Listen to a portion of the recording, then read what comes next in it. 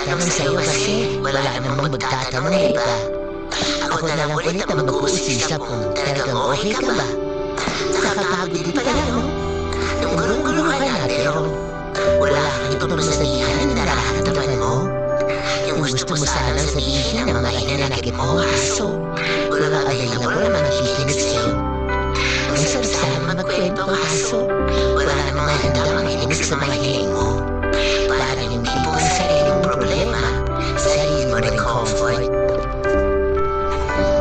Kaya kahit gusto mo mapatuloy, di mo maiwasan mapagod. Bakit gano'n? Bakit parang palagi na lang tayo naiiwan sa ilo pag ganitong sitwasyon?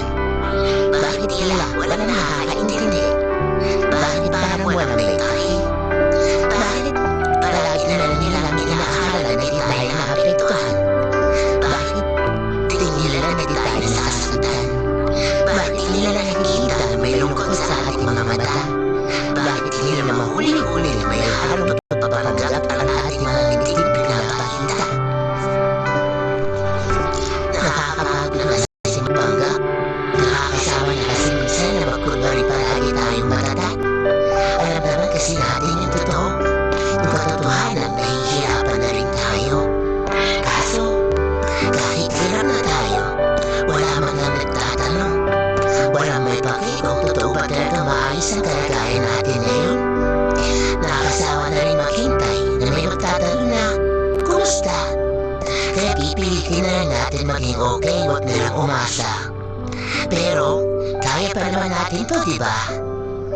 Di lang tayo okay, pero tayo naman ay magpapatuloy pa. Payakap mo self, yung pangmalakasang haka, magiging okay ka rin. Hindi man ngayon, pero yung panahon yun ay darating din. Paalala ko lang ulit sa'yo na sobrang tatat mo, kaya please lang, kahit gaano kahirap, huwag ka susuko. Di naman panghabang buhay ang mga sakit na ating nararanasan, dahil may bahaghari at araw na magpapakita sa bawat pagkatapos ng ulan. Basta self, lapit ka lang ha? Kumapit at magpatuloy ka. Pahinga ka lang kung pagod na pero di susuko. Sa laban ng buhay atin itong ipapanalo. Lubos na nagmamahal at nagtitiwala sa'yo. Walang iba kundi ako.